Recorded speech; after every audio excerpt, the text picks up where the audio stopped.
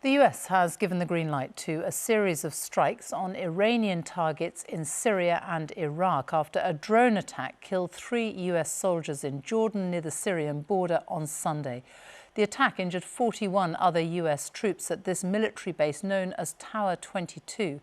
The US Defense Secretary Lloyd Austin said the United States would not tolerate attacks on American troops. This is a dangerous moment in the Middle East.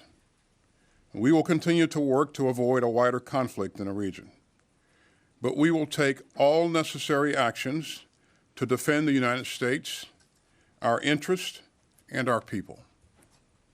And we will respond when we choose, where we choose, and how we choose. Our North America editor Sarah Smith joins us now. And what more do we know about that response?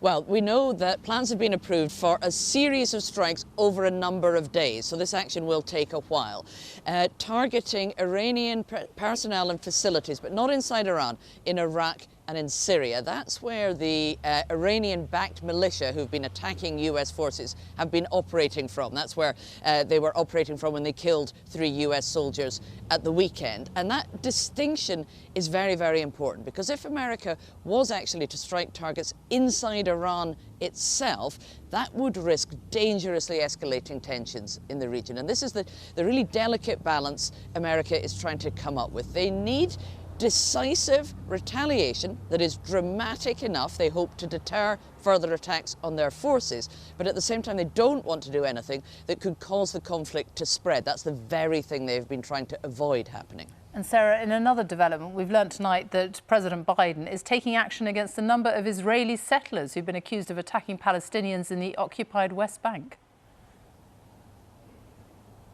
Yeah, this is really unusual. He's signed an executive order, so that means the president can do this all by himself to impose sanctions on just 4, for now, Israeli settlers.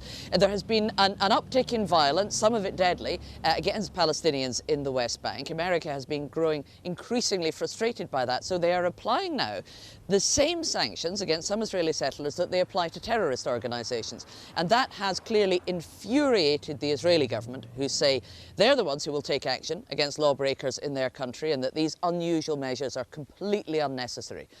And I think this gives us a glimpse of something wider and important that has been going on, and that is America and President Biden himself's frustrations with the Israeli government. They're having constant conversations, not just about this, but about the conduct of the war in Gaza. They're having disagreements, and they feel that Benjamin Netanyahu, the Israeli Prime Minister, is not listening to them, not doing what they ask. And this, I think, just shows us a rare sight in public of what is an increasing rift between America and Israel.